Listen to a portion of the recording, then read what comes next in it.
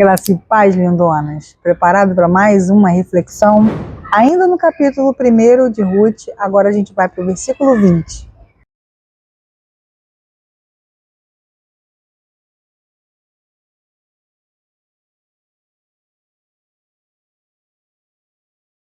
Noemi ou Mara? Se você tiver com um tempinho, eu te aconselho a ler também o próximo versículo. Ontem a gente falou sobre o Elimeleque, o pai dessa família.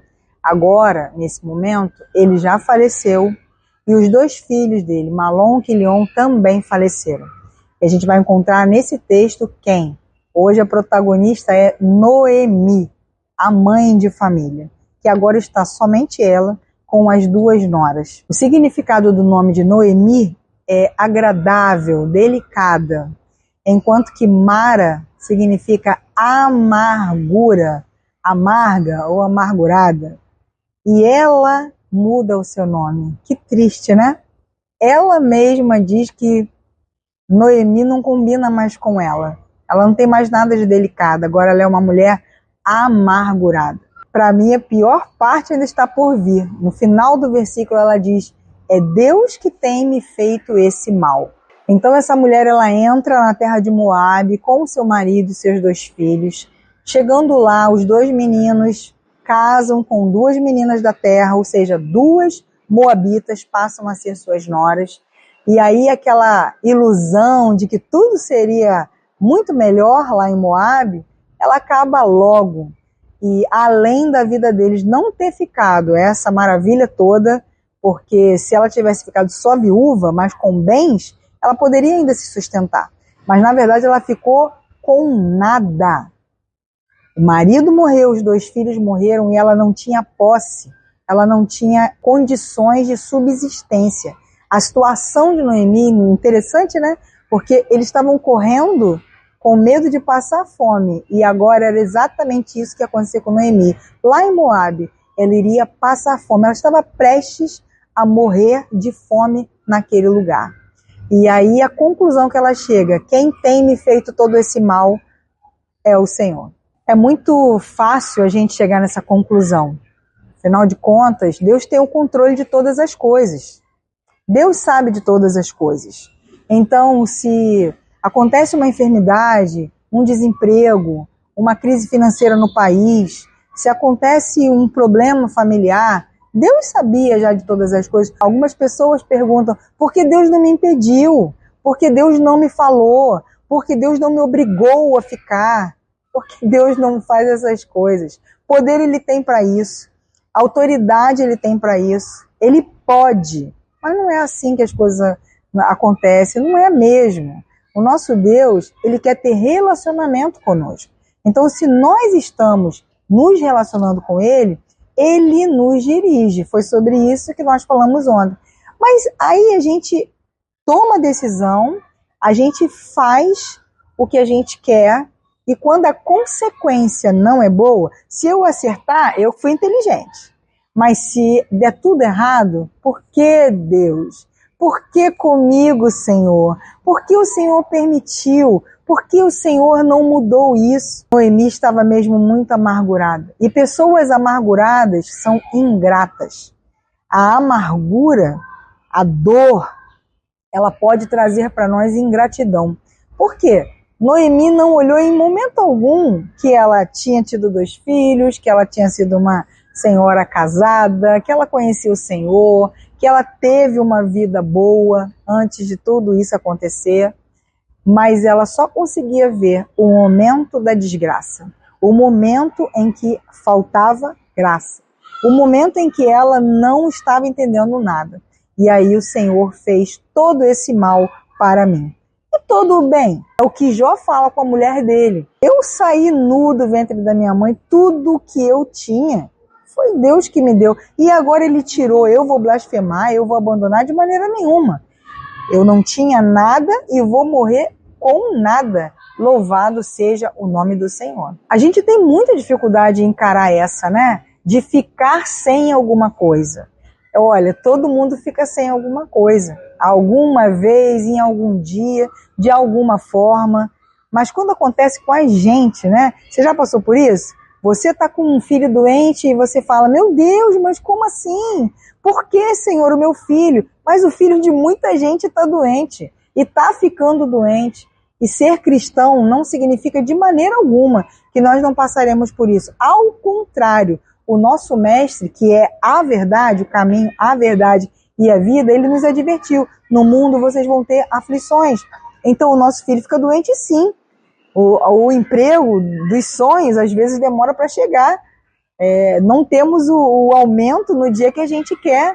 As coisas acontecem de forma que nos mostram bem que nós estamos nesta terra. Deus não estala os dedos todas as horas, todo momento, para fazer a nossa vontade, para fazer tudo dar certo.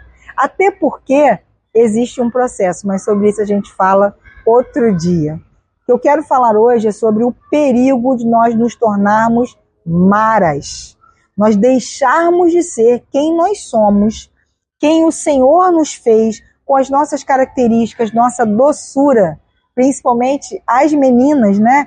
A gente tem características que Papai do Céu colocou em nós, essa doçura, essa feminilidade, esse nosso jeito de ser, e perdermos isso para a amargura de alma.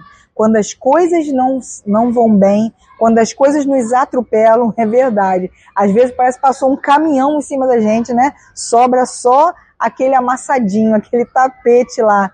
Mas olha, se o Senhor estiver conosco, ainda vale a pena.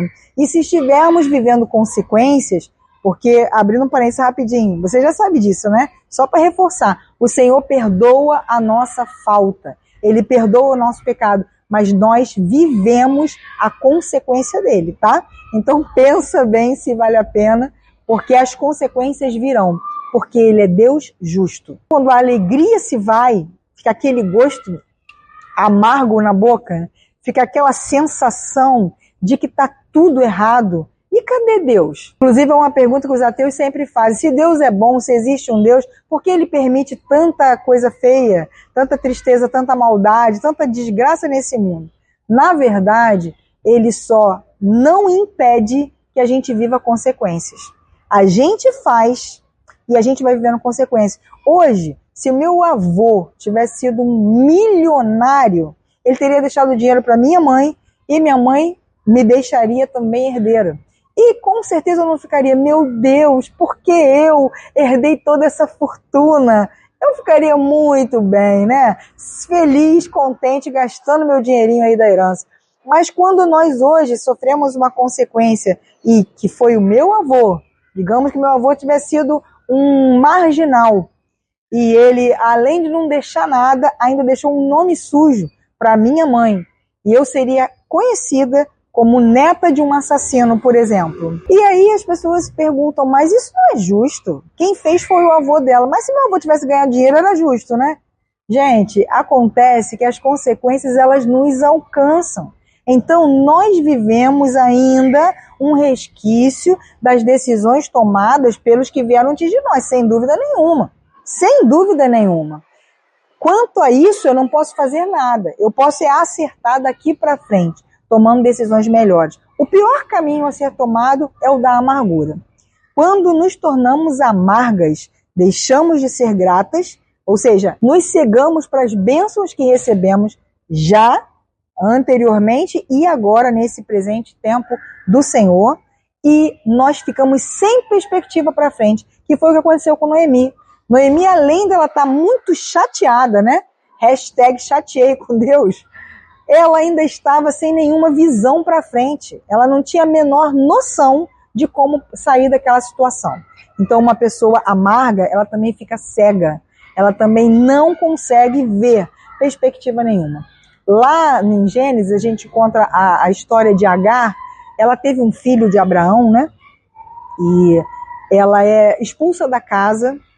Quando ela sai caminhando com o menino, a água já está acabando, não tem mais alimento, não tem mais nada. Ela fala para o menino, para o filho, andar, ir mais para frente, para ela poder chorar em paz. E aí ela chora, se lamenta, se acaba com aquele gosto amargo na boca, sentindo aquela dor, aquele amargor da morte.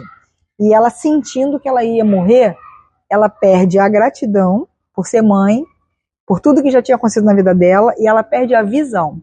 Quando ela levanta os olhos, ela recebe uma palavra de Deus, um alento de Deus, ela levanta os olhos, ela estava pertinho de um poço. E às vezes a amargura faz isso com a gente. A gente está pertinho do lugar da bênção, pertinho da virada na história. Mas o que a gente faz? A gente fica cego, porque a amargura faz isso.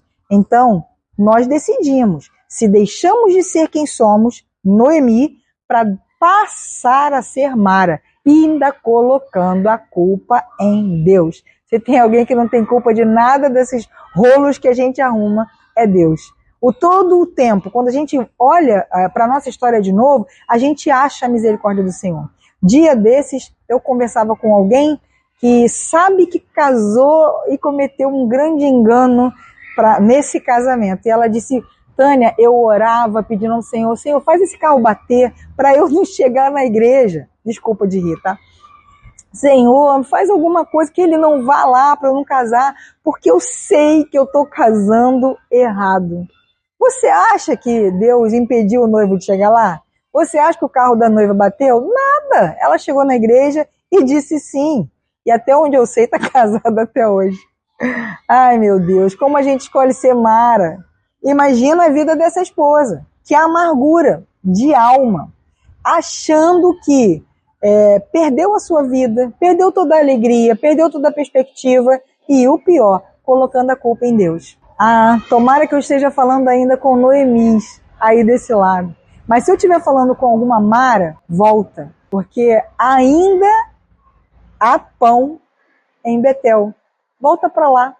Noemi estava amarga, mas ela resolveu que ficar ali não tinha nada de bom para acrescentar para ela. Tanta coisa ruim já tinha acontecido, né? A melhor decisão, embora ela se achasse Mara, ela tomou. Ela voltou para o lugar de onde ela nunca deveria ter saído. E hoje talvez eu esteja falando com pessoas que foram atingidas por furacões, atropeladas por caminhões e se tornaram amargas. Pessoas que não acreditam mais no outro.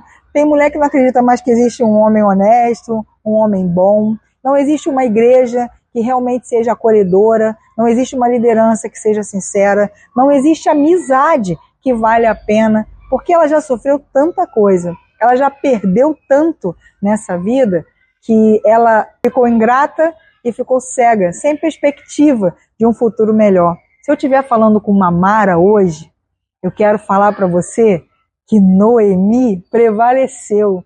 Ela voltou. E nessa volta, muita coisa ainda vai acontecer. A gente vai falar sobre isso durante a semana. Mas essa volta fez uma reviravolta. Então volta. Volta, porque você não foi feita para ficar nessa amargura, não. Nem combina com você ser amarga. Porque o seu nome não é Mara, o seu nome é Noemi. Delicada, graciosa. Foi assim que o Senhor te fez. Não desista. E voltar não é retroceder. Voltar muitas vezes é avançar. Se o lugar onde você estava era o lugar certo, voltar para lá é avançar. Volta. Volta. Ainda dá tempo. Amanhã a gente se vê, a gente completa essa história. Vai melhorar.